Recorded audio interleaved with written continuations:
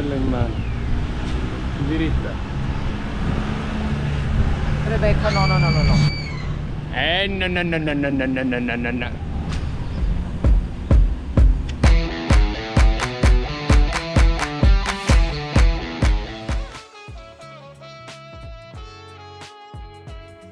Eccoci in Paraguay. Da qualche giorno siamo arrivati qui dal Brasile, attraversando la frontiera terrestre a Foz do Iguaçu, che ci ha portato nella prima città del Paraguay, Ciudad del Este. Lì abbiamo comprato questa GoPro. La città infatti è famosa per essere una zona franca, dove brasiliani, argentini e anche turisti che si trovano nei paraggi vengono per acquistare a prezzo ridotto l'elettronica, i vestiti, i profumi. Qui in Paraguay, infatti, le imposte sono molto più basse rispetto ai paesi circostanti e anche noi ne abbiamo approfittato. Ciudad del Este non ha molto da offrire, così, con un bus di 5 ore circa, siamo arrivati qui a Encarnación. Non ci fermeremo molto in Paraguay, abbiamo un appuntamento importante in Argentina e noi desideriamo tanto vedere questi animali prima che emigrino.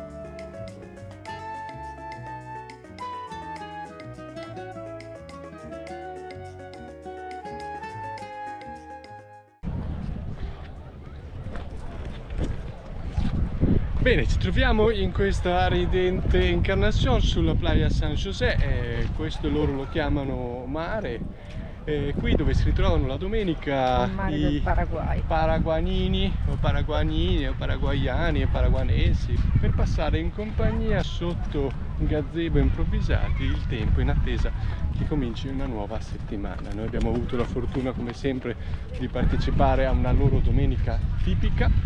Godetevi un po' questa domenica a Playa San José.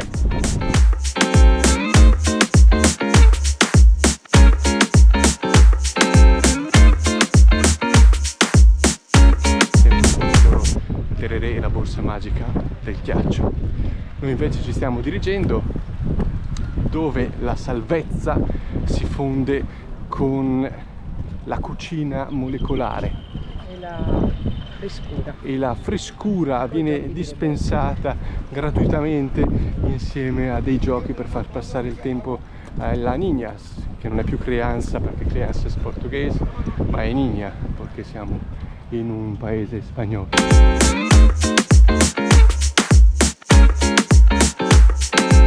La temperatura penso che si giri intorno ai 38 gradi, noi ne percepiamo 19 in più. Vediamo se questi sono lantana. Sì! I miei amati lantana! Sono? Guarda questi qua.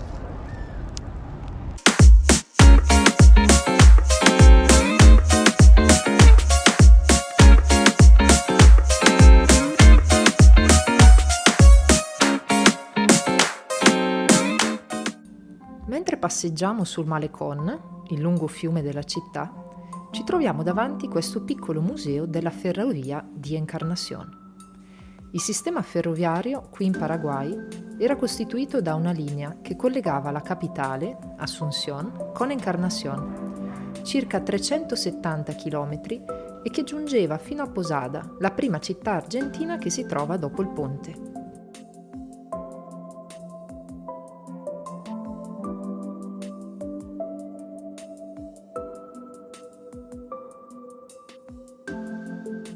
Costruita nel 1861 durante l'era di Carlos Antonio López, il primo presidente del Paraguay, è stata poi nazionalizzata nel 1961.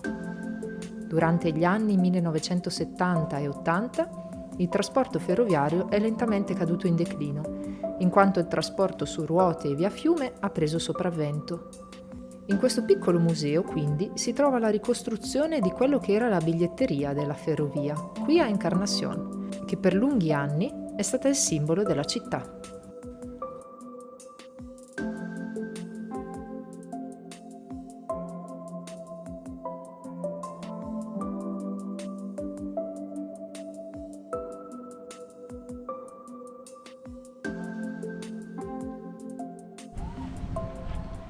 Anche il Paraguay, come gli altri paesi del Sud America, ha una lunga tradizione di carnevale. Siamo in Paraguay proprio durante le celebrazioni che si svolgono al Sambódromo, o Centro Civico Municipal, che ha una capienza di 12.000 persone.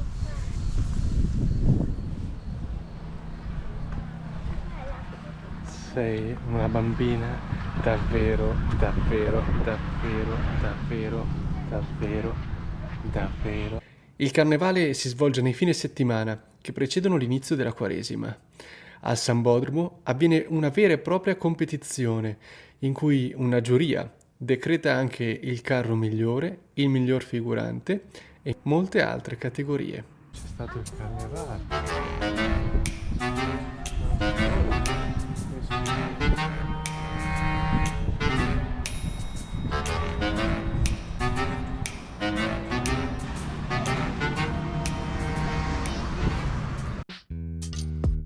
Decidiamo di non prendere parte al carnevale qui a Encarnación.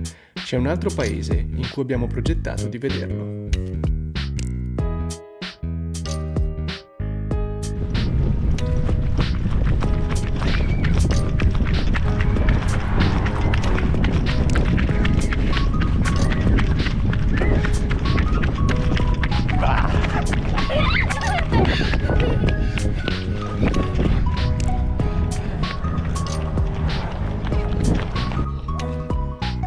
Fine!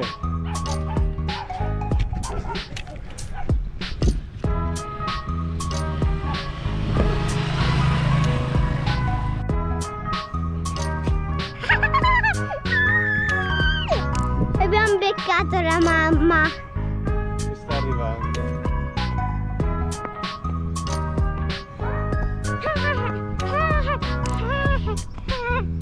Così riusciamo a beccarla.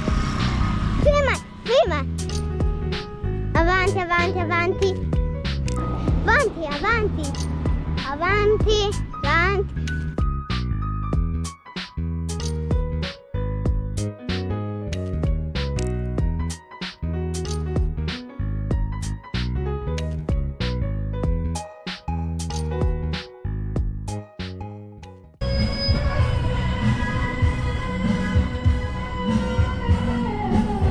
Il Paraguay non si smentisce e, come accade negli altri paesi con cui confina, la tradizione della carne alla brace è molto sentita.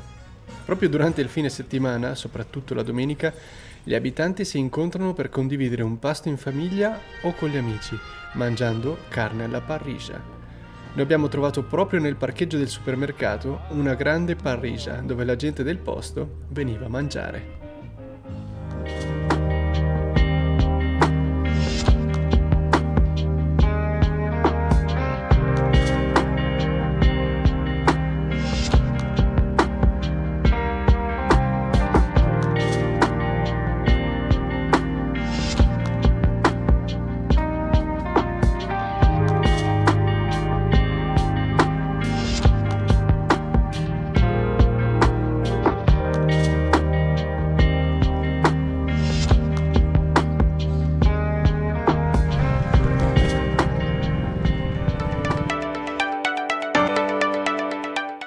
Encarnación è conosciuta dal turismo per le ex missioni gesuitiche che sorgono nei pressi della città.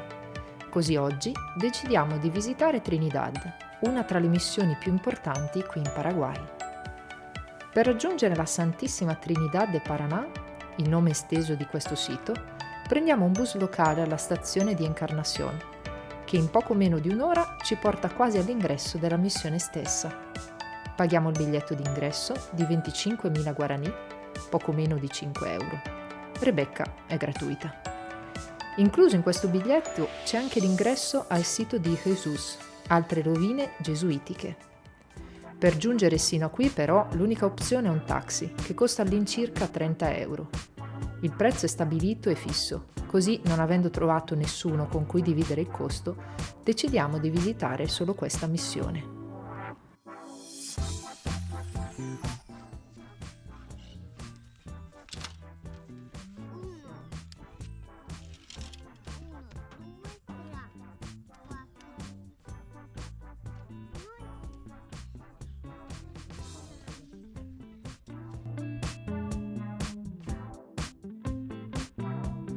Le rovine delle ex missioni gesuitiche sono sparse in Paraguay, Argentina e Brasile. Questa di Encarnación è una delle meglio conservate e patrimonio dell'UNESCO.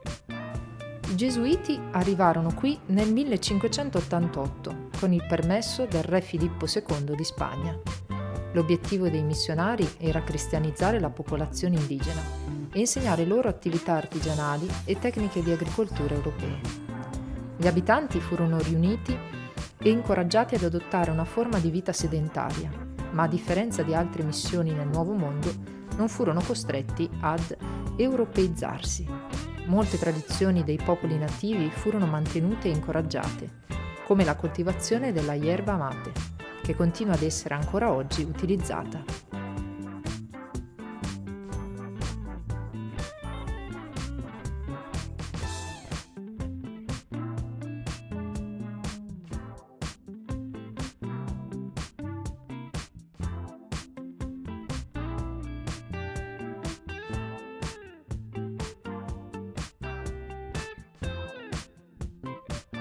Anche se al giorno d'oggi le missioni sono essenzialmente rovine archeologiche, il loro impianto originale seguiva generalmente una forma simile, con la chiesa che costituiva l'unità di base, il nucleo urbano e il centro della vita spirituale.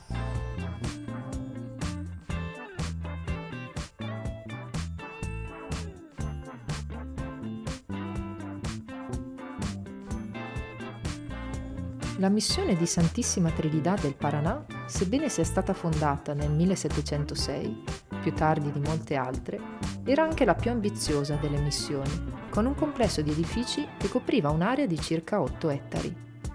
La grande chiesa in pietra aveva una bella cupola e decorazioni impressionanti. Fu costruita intorno al 1745 su progetto dell'architetto milanese Juan Battista Primoli. Oltre alla chiesa principale sopravvivono prove della piccola chiesa, collegio, scuola, chiostro, cimiteri, orti, campanile e le case della popolazione locale. Vivevano qui infatti circa 3.000 persone e anche i laboratori. I siti sono sopravvissuti come rovine archeologiche, poiché furono abbandonati nel periodo in cui i gesuiti furono espulsi nel XVIII secolo. Solo ultimamente sono stati restaurati e sono diventati patrimonio dell'umanità. Da Encarnación è tutto, linea allo studio. Sei pronta? Oggi si va in Argentina. I zaini sono pronti. Il tuo zaino è pronto. Mimmi che ci accompagna. Oggi nuova frontiera terrestre.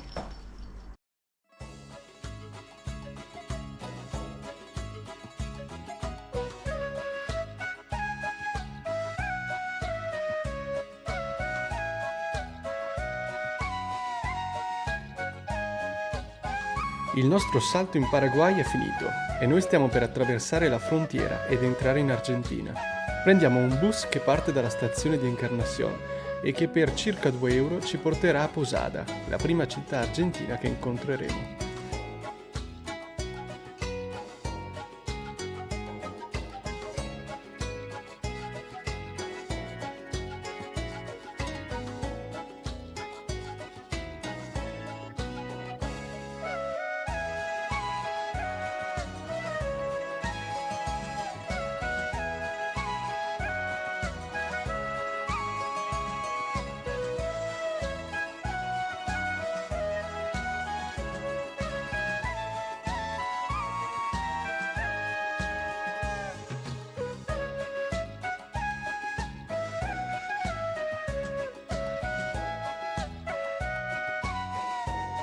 Il bus si ferma prima della frontiera del Paraguay, controllo passaporti e timbro d'uscita.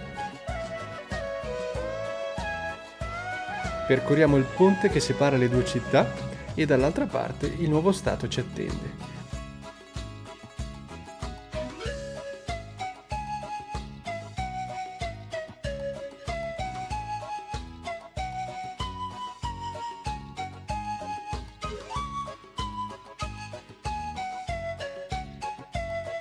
Controllo dei passaporti e dei bagagli in Argentina. Non è necessario il visto d'ingresso. Con il passaporto italiano possiamo rimanere in Argentina fino a 3 mesi, rinnovabili fino a 6. L'Argentina è grande e noi sfrutteremo tutto il tempo a nostra disposizione. Non ci appongono il timbro, qui è tutto elettronico. Fantastico. Così risparmiamo delle pagine sul passaporto. I paesi che vogliamo visitare sono ancora molti. A presto, Paraguay. Torneremo ancora a visitarti. Vogliamo conoscerti meglio. Sei uno dei paesi meno visitati del Sud America, eppure hai molto da offrire. Questo è un arrivederci.